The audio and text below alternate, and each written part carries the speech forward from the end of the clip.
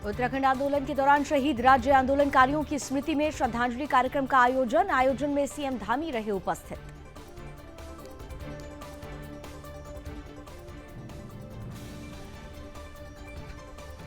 हल्द्वानी में ब्याज mafia active, जनता दरबार में ब्याज माफियाओं के खुल रहे कारनामे, ब्लैक चेक लिए जाने और उनका दुरुपयोग किए जाने की आई शिकायतें।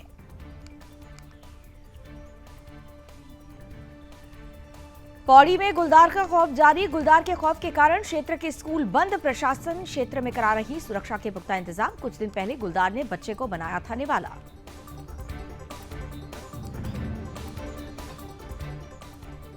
पुलिस लाइन पौड़ी में विदाई समारोह का आयोजन, मुख्य आरक्षी मनोज चंद्र शर्मा को भावभीनी विदाई। वायुसेना के बाद पुलिस सेवा में आ गए मनोज चंद्र। श्रीनगर में लव जिहाद का मामला आया सामने, जिहादी ने नाम छिपाकर हिंदू लड़की को फंसाया। आक्रोशित लोगों ने पुलिस थाने का किया घेराव। उधम सिंह नगर में अज्ञात व्यक्ति ने दी पुलिस कप्तान को धमकी, सोशल मीडिया के जरिए दी गई धमकी, मामला क्षेत्र में बना चर्चा का विषय। नैनीताल के टिफिन टॉप पर हुए भूस्खलन के चलते मरम्मत कार्य जारी, कुमायूं मंडल आयुक्त ने निरीक्षण कर सुधार के दिए निर्देश। भूस्खलन के बाद से टिफिन टॉप पूरी तरह से बंद।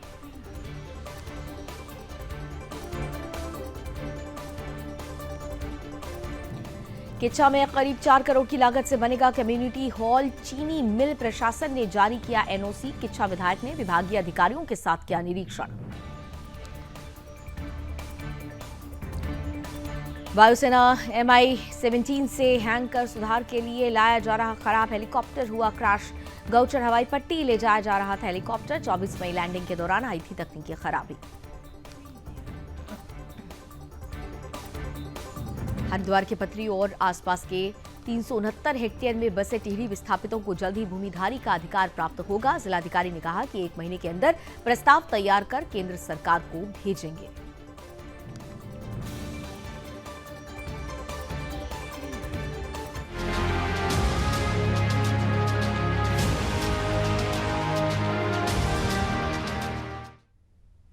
नमस्कार, अपना उत्तराखंड में आप सभी का बहुत बहुत स्वागत है। मैं हूं आपके साथ लावनी विनीत। आइए उत्तराखंड की खबरों का सफर शुरू करें तो राज्य गठन आंदोलन के दौरान खटीमा गोलीकांड के शहीदों को देहरादून के शहीद स्मारक में श्रद्धांजलि दी गई। शहीद स्मारक पर श्रद्धांजलि देने के लिए काफी संख्या में राज्य आंदोलनकारी और स्थानीय लोग एकत्रित हुए।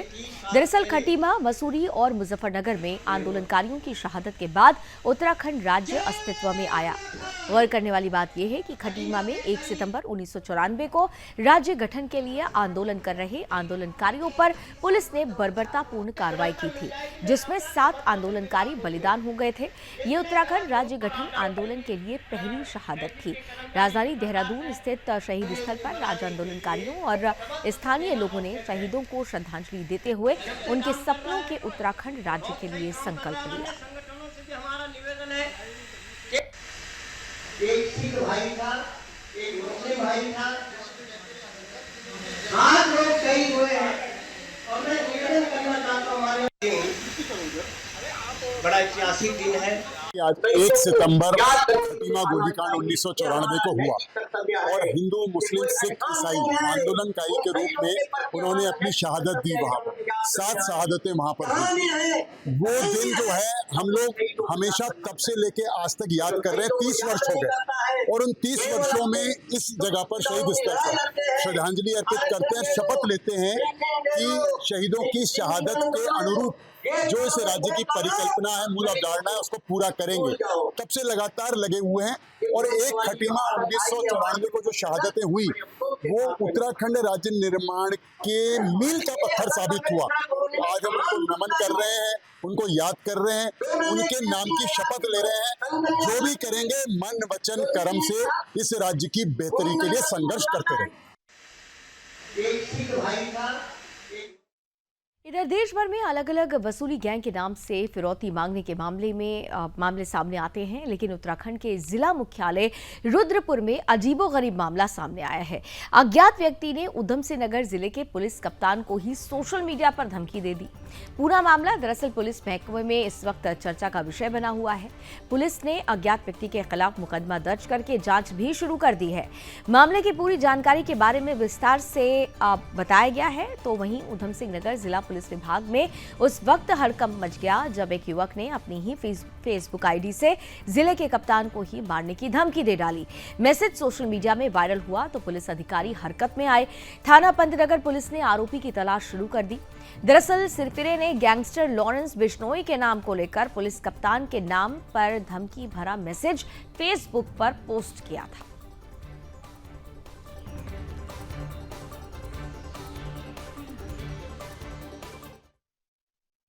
देखिए, कल एक फेसबुक पोस्ट संज्ञान में आई थी जिसमें एक यूजर है अभिषेक मिश्रा, उनके द्वारा एसएसपी उधम सिंह नगर के लिए एक पोस्ट किया गया था आपत्तिजनक, और उसमें उनके द्वारा जो कुख्यात गैंगस्टर है लॉरेंस बिश्नोई उसका भी नाम लिया गया था।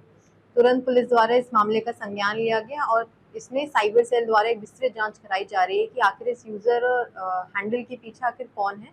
इसमें अभी जांच प्रचलित है और इसी के साथ साथ ये भी पता चला है कि ये जो यूजर है अभिषेक मिश्रा, ये पंतनगर का निवासी है और फिलहाल पुलिस टीम इसकी खोजबीन पे जुटी हुई है। इधर बात अब कुमायूं की करेंगे, जहां कुमायूं कमिश्नर की जनता दरबार में बड़ी संख्या में ब्याज माफियाओं के एक के बाद एक कारनामे खुल रहे हैं। शिकायतकर्ताओं द्वारा ब्याज पर रकम दिए जाने के एवज में ब्लैंक चेक लिए जाने और उनका दुरुपयोग किए जाने की शिकायतें आई हैं, जिस पर कुमायूं कमिश्नर ने संज्ञान लेते हुए पुलिस को भी कई मामलों में कार्रवाई करने के निर्देश दिए। इसके अलावा कुमायूं कमिश्नर दीपक रावत ने कहा कि लगातार ब्याज माफिया लोगों को उनकी मजबूरी में पैसा देकर उसका गलत फायदा उठा रहे हैं। उन्होंने लोगों से अपील की है कि कभी भी मुसीबत में किसी से पैसा उधार भी लेना पड़ जाए तो उसका रिकॉर्ड अपने पास जरूर रखना चाहिए। यही नहीं, साहूकार लाइसेंस वाले अगर ब्याज में पैसा दे रहे हैं तो उनको दिए जाने वाला चेक भरा हुआ होना चाहिए। ब्लैंक चेक से लगातार दुरुपयोग होता है। उन्होंने कहा कि जो अवैध ब्याज माफिया हैं उनके खिलाफ भी कार्रवाई के निर्देश दिए गए हैं। देखिए सर, सबका अलग अलग है। मैं जैसे जहाँ पे कि ब्याज पे पैसा दिया जा रहा है, पहली बात तो ये इलीगल है, आप नहीं दे सकते हैं।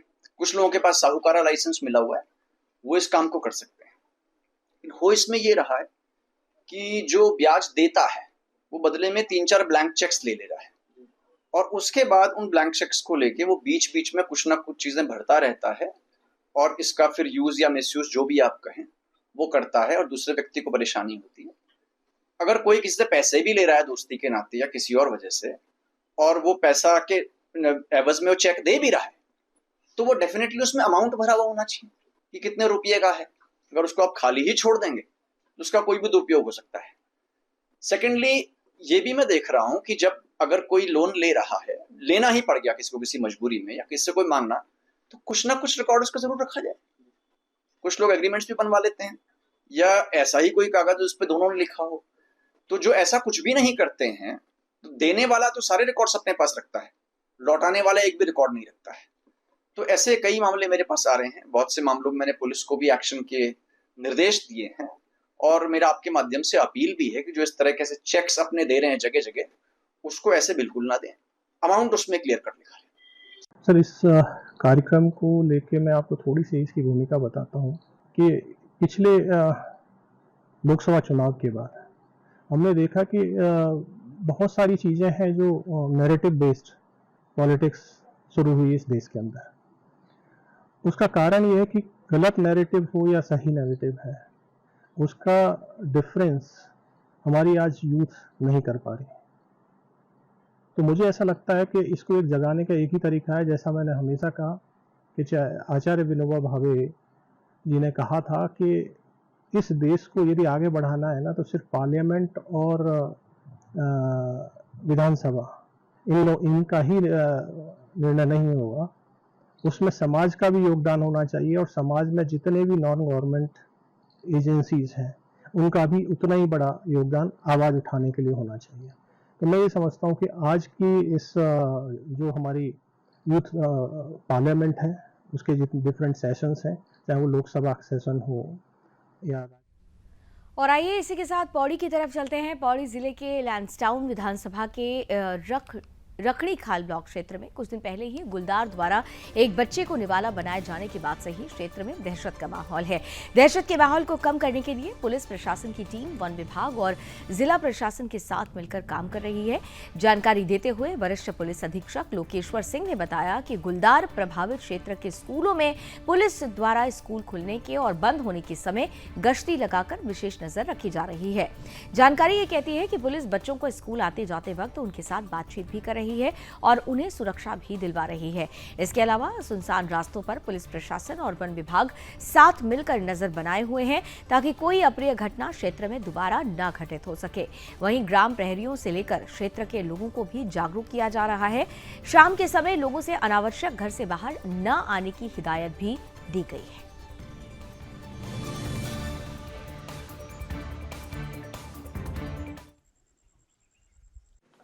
देखिए, रजनीकाल क्षेत्र में हाल ही में एक बहुत दुखद घटना हुई जिसमें एक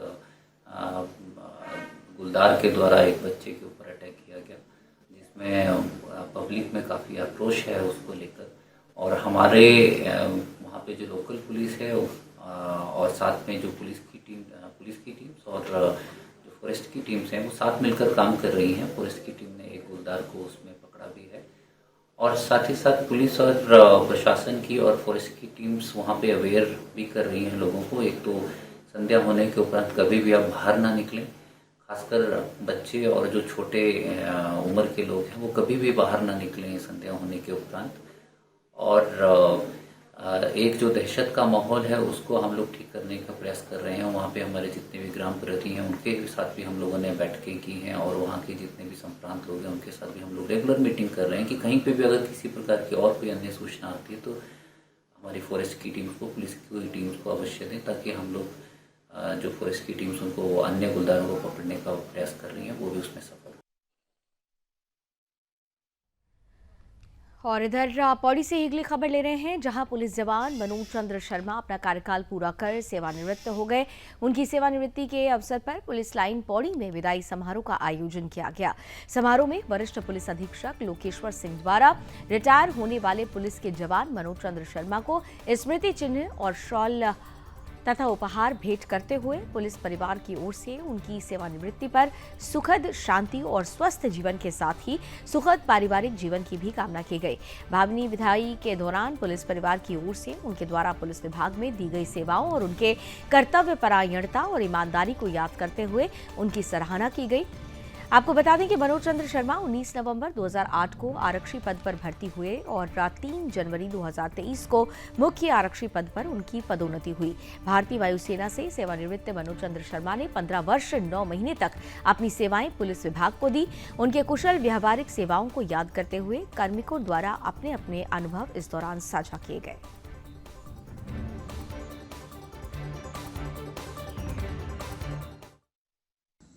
मैं मनोज चंद्र शर्मा, भूतपूर्व सैनिक, 2008 सितंबर माह में भारतीय वायुसेना में 20 साल की सेवा करने के उपरांत पुलिस में आया था और मैंने अपना कर्तव्य जो भी मुझे दिया गया उसको काफ़ी निष्ठा से संपादित किया।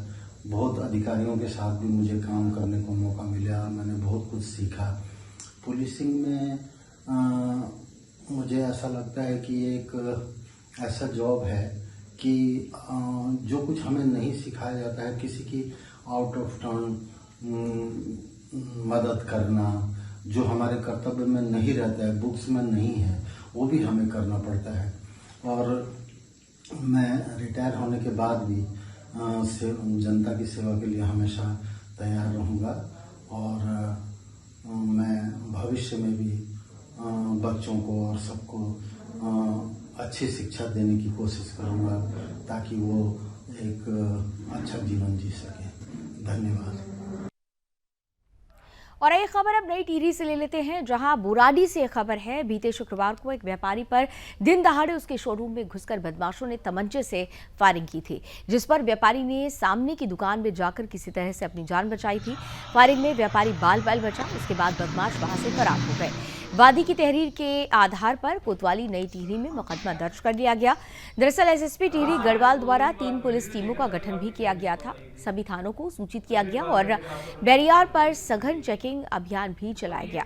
इसके साथ ही घटनास्थल पर जाकर पुलिस ने सीसीटीवी कैमरे भी खंगाले, जिसमें अभियुक्त कैमसारी की ओर से भागता नजर आया, जिस पर पुलिस टीम के द्वारा कार्रवाई करते हुए नामजद अभियुक्त को कैमसारी थाना टिहरी टीन शेड मोड़ के पास से गिरफ्तार किया गया।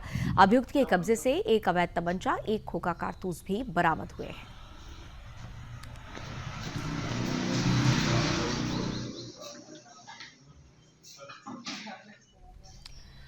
तो व्यापारी पर दिन दहाड़े हमला हुआ था और ये हमला करने वाला जो अभियुक्त है, आरोपी है, फिलहाल पुलिस की गिरफ्त में है। दरअसल ये घटना उस वक्त हुई जब व्यापारी अपने दुकान में बैठा हुआ था और उसी वक्त थाना टिहरी टीन शेड के पास से एक व्यक्ति आता है और ताबड़तोड़ गोलियां चलाने लगता है। हालांकि व्यापारी बाल बाल बच जाता है क्योंकि उसने सामने की ही दुकान में किसी तरह से भागकर अपनी जान बचाई थी। इसके बारे में सभी थानों को सूचित किया गया। एसएसपी टिहरी गढ़वाल द्वारा 3 पुलिस टीम का गठन भी किया गया था। सभी थाने को सूचित किया गया था। सघन चेकिंग अभियान भी चलाया गया और जिसके बाद आखिरकार अभियुक्त को गिरफ्तार किया गया है। कैमसारी की ओर वो भागता हुआ नजर आया था, जिस पर पुलिस टीम के द्वारा कार्रवाई करते हुए नामजद अभियुक्त को कैमसारी थाना टिहरी टीन शेड के मोड़ के पास से गिरफ्तार किया गया था। इसके पास से एक अवैध तमंचा और खोखा भी बरामद हुआ है।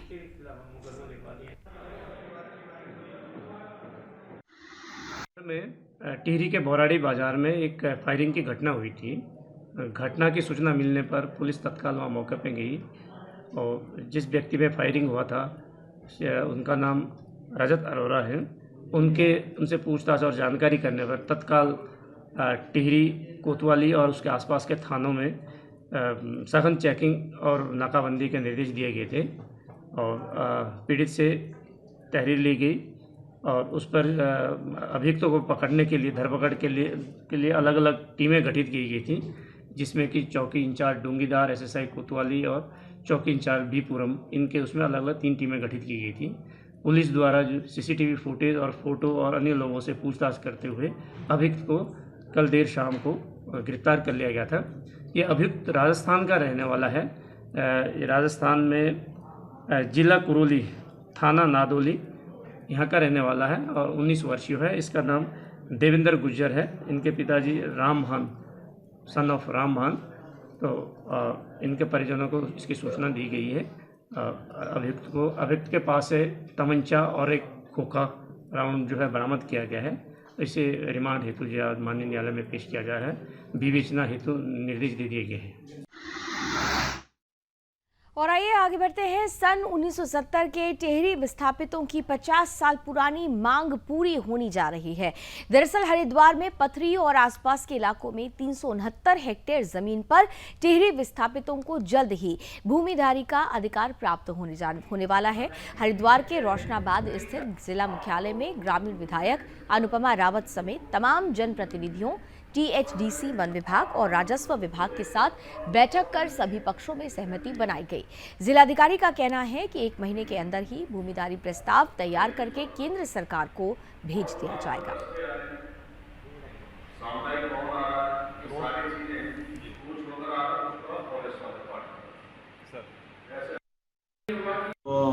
टिहरी विस्थापित हैं, जिसमें फेज़ 1 और 2 की बात जहाँ हो रही है और उसमें लोगों को 70 के दशक में यहाँ पे विस्थापित किया गया था और उनको लगभग 369 हेक्टेयर लैंड करीब अलॉट हुई जी।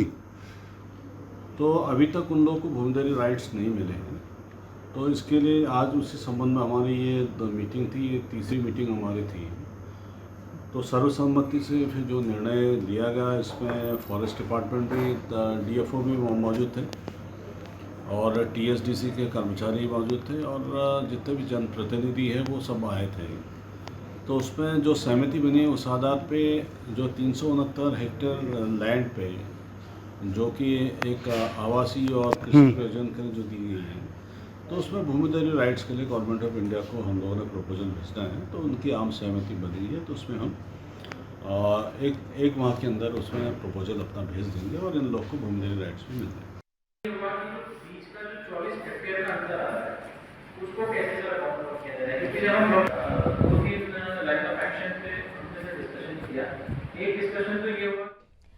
तो टिहरी विस्थापितों के लिए अच्छी खबर है ये। और इसी के साथ आगे बढ़ते हैं, पहाड़ों की रानी मसूरी की बात करेंगे, जहां मसूरी में और सामाजिक तत्वों के हौसले मसूरी में बुलंद होते जा रहे हैं। दरअसल मसूरी पेट्रोल पंप पर सुबह के समय कुछ अज्ञात व्यक्ति थार में आए और पेट्रोल पंप के कर्मचारी में कार की टंकी को फुल करने के लिए कर्मचारी को कहा, और जैसे ही कर्मचारी ने कार में पेट्रोल डालकर टंकी का ढक्कन लगाया, कार चालक कार लेकर भाग खड़े हुए। पेट्रोल पंप कर्मचारी प्रमोद मिश्रा को भी कुचलने की कोशिश की गई, लेकिन वो बाल बाल बच गए। प्रमोद मिश्रा ने बताया कि जैसे ही टंकी फुल हुई, वो कार चालक के पास पैसे मांगने के लिए गए तो तेज गति से कार को भगा ले गया। उन्होंने कहा कि गनीमत रही कि वो कार के सामने से अलग हो गए, नहीं तो कार चालक उन्हें ही कुचल देता। उन्होंने बताया कि उनके द्वारा कार में 4600 का पेट्रोल यानी 4600 का पेट्रोल डाला गया था। पूरी घटना की सूचना 112 में पुलिस को दे दी गई। इसके बाद पुलिस हरकत में आई, लेकिन अभी तक कार और कार चालक का कुछ अता पता नहीं है। पुलिस की गिरफ्त में कार चालक नहीं है। उन्होंने बताया कि लोगों द्वारा ये भी बताया गया कि थार कार काफी तेज गति में थी। रास्ते में भी उसने मसूरी हाथी पाव में भी एक जीप को टक्कर मारी थी। वहीं मसूरी से देहरादून रोड पर एक बाइक चालक को भी टक्कर मारी, जिससे वो घायल हो गया। मसूरी पुलिस ने कहा कि सीसीटीवी फुटेज के माध्यम से कार की तलाश की जा रही है। कार का नंबर प्लेट नहीं है, जिस वजह से कार को ट्रेस करने में समय लग रहा है। उन्होंने कहा कि जल्द आरोपी पुलिस की गिरफ्त में होगा।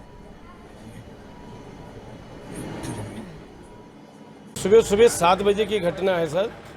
ये आते हैं, डीजल डलवाते हैं, कहते हैं टंकी फुल कर दो। 4600 रुपये का पूरा डीजल आया, और ढक्कन लगाने के बाद जैसे कि मतलब हमने कहते इनसे पेमेंट मांगा, इन्होंने तुरंत गाड़ी स्टार्ट करके फुल स्पीड में गाड़ी लेकर के भाग गए, फरार हो गए। और आगे से मैं बाल बच गया, बिल्कुल मुझे नहीं रौंदते हुए निकल जाते हैं। ऐसे में आपने कंप्लेन करी है? बिल्कुल कंप्लेन करी है, पुलिस चौकी में कहते पुलिस वालों को किया है, कुठाल गेट कोलू खेत में किया है, हमारे मालिक साहब ने एसएसपी तक कंप्लेन किया है, मगर अभी कोई सफलता हासिल नहीं मिली है। और ये बताया जा रहा है कि बीच में भी कई गाड़ियों को मारते हुए गया है। जी सर, ये एक जीप को इन्होंने किमाड़ी के रास्ते में ठोका है, और एक आगे जा कर के इन्होंने स्कूटी या बाइक वालों को घायल कर दिया है। वो बेचारा वो भी थाने गया हुआ है। कितने लोग थे इसके अंदर, कुछ आइडिया? सर आगे से 2 दिखाई दे रहे थे, बाकी पीछे बैठे हो तो उसका नहीं, क्योंकि शीशे काले लगे हुए थे। और आइए सरोवर नगरी नैनीताल की अब बात कर लेते हैं, जहां बीते दिनों आई आपदा के चलते टिफिन टॉप चोटी, जिसका डोरोथी सीट नाम से भी जिसे जाना जाता है, वहां पर भूस्खलन हुआ है। लैंडस्लाइड की खबर है। दरअसल ये इसी क्रम में कुमायूं मंडल आयुक्त दीपक रावत ने तमाम अधिकारियों के साथ उस जगह का निरीक्षण किया। उन्होंने विभागीय अधिकारियों को निर्देश दिए कि टिफिन टॉप मार्ग में पर्यटकों और स्थानीय लोगों की जानकारी के लिए साइन बोर्ड लगाए जाएं। आगे उन्होंने कहा कि इस जगह को और भी ज्यादा बेहतर और आकर्षित बनाया जाएगा, जिसमें लाइट, पानी, शौचालय, इको फ्रेंडली टूरिज्म और अन्य सुविधा भी दी जाएगी, जिससे टिफिन टॉप डोरोथी सीट का पुराना इतिहास, जानकारी और पहचान बनी रहेगी, जिससे पर्यटन को भी बढ़ावा मिलेगा। साथ ही मार्ग में अलग अलग तरह की प्रजाति के पेड़ पौधे के बारे में जानकारी के लिए जगह जगह पर बोर्ड लगाने की भी बात कही गई है। बीते दिनों भारी बारिश के कारण टिफिन टॉप डोरोथी सीट भूस्खलन की चपेट में आ गया था, जिससे टिफिन टॉप चोटी डोरोथी सीट अधिकांश इसका जो हिस्सा था वो टूट गया था। और फिलहाल पर्यटकों की सुरक्षा को देखते हुए वर्तमान में पर्यटकों और स्थानीय लोगों के टिफिन टॉप डोरोथी सीट में आवाजाही पूर्ण रूप से बंद कर दी गई है। और ये जो है बेसिकली सब कॉम्प्रेशन में होता है, तब तो ठीक है। देखिए, डोरोथी सीट जिसको हम टिफिन टॉप भी कहते हैं, ये 2200 मीटर की हाइट पे है, और बहुत ही प्रोमिनेंट टूरिस्ट स्पॉट ये नैनीताल का रहा है ब्रिटिश पीरियड से। नैनीताल की प्रेस्टीज भी है, और इसमें इस बार काफ़ी ज़्यादा इरोजन हुआ है, और जो वर्तमान में जिसको हम डोरोथी सीट कहते हैं, उसको काफ़ी बड़ा पोर्शन नीचे बह गया है। इसको अभी हमने आउट ऑफ बाउंड भी किया हुआ है, रोका है सबको। तो इसमें एक मेजर प्रोटेक्शन वर्क की आवश्यकता है। तो इसको देखते हुए आज हम सभी जो डिपार्टमेंट्स हैं, जिसमें फॉरेस्ट है, इरिगेशन, PWD, नगर पालिका, टूरिज्म, जिन सब के इसमें स्टेक्स हो सकते हैं, उनको लेके आए हैं, और सरकार की प्रायोरिटी है इसको रिकंस्ट्रक्ट करने की। तो सबसे पहले तो इसका एक अच्छा DPR with good expert consultation हम बनाना चाहेंगे, और इसको एक अच्छा लुक जो कि लाइट भी हो और एक तरीके से इको फ्रेंडली टूरिज्म को प्रमोट करता हो, ऐसा लुक इसको यहाँ पे देना चाहेंगे। और इसी के साथ आपको सीधे लिए चलते हैं खटीमा, जहां पर उत्तराखंड के मुख्यमंत्री पुष्कर सिंह धामी युवाओं को संबोधित कर रहे हैं। सभी युवा भाइयों के साथ संवाद कार्यक्रम में मंच पर आसीन हमारे बहुत ही वरिष्ठ major R Vishwakarma ji, Meena Devi ji, Soni Devi ji, doctor Sanjay Diwakar ji, Shri Gurusevak Singh ji, Sadhu Singh Namdhari ji, Ranjit Singh Namdhari ji, block प्रमुख श्री रमेश जोशी, रामू भैया, उत्तम दत्ता जी, श्री विकास शर्मा जी, हमारे जिलाध्यक्ष पार्टी के श्री कमल जिंदल जी, अनिल डब्बू जी, मंडी परिषद के चेयरमैन श्री शिव अरोड़ा जी, श्री प्रवीण जी, श्री मनोज जी भादवा एवं हमारी सभी आए हुए यहाँ पर सभी मेरे बड़े बुजुर्ग, सभी किरण देवी जी हमारी महिला आयोग की हमारी अध्यक्ष, वो सदस्य, सभी भाइयों एवं बहनों, मेरे नौजवान साथियों, उपस्थित पत्रकार मित्रों, हमारे सिख समाज के भी आए हुए सभी हमारे जन, हमारे सभी व्यापारी बंधु, मैं सबसे पहले तो आज इस कार्यक्रम में आप सबके उपस्थित होने के, और अभी नामधारी जी प्रवीण जी बता रहे थे कि पिछले 10 घंटों में कार्यक्रम हो, और मैं देख रहा हूँ जितने लोग अंदर हैं उतने लोग बाहर भी घूम रहे हैं। इतनी बड़ी संख्या में आप सब लोग यहाँ पर पधारे हैं। मैं आप सबका दिल की गहराइयों से आप सबका अभिनंदन करता हूँ, आप सबका स्वागत करता हूँ, और आप सबके बीच में आकर विशेषकर हमारे युवा साथी जो खड़े हैं उनका जोश देखकर मुझे अत्यंत खुशी हो रही है, और सच में आप सबकी जोश को देखकर मेरे अंदर भी ऊर्जा का संचार हो रहा है। 2 दिन पूर्व ही जब आपके बीच में से नामधारी जी, प्रवीण जी, डॉक्टर संजय दिवाकर जी, ये सब लोग मेरे पास आए थे और मुझे इस कार्यक्रम के बारे में आप सब उन्होंने बताया कि हम कार्यक्रम यहाँ पर करना चाहते हैं। तो युवाओं से सीधे संवाद कार्यक्रम में आप मुख्यमंत्री पुष्कर सिंह धामी को सुन रहे थे। और चलिए इसी के साथ अपना उत्तराखंड में अभी बस इतना ही। देश और दुनिया की तमाम खबरों के लिए आप जुड़े रहिए सुदर्शन न्यूज के साथ। जय हिंद।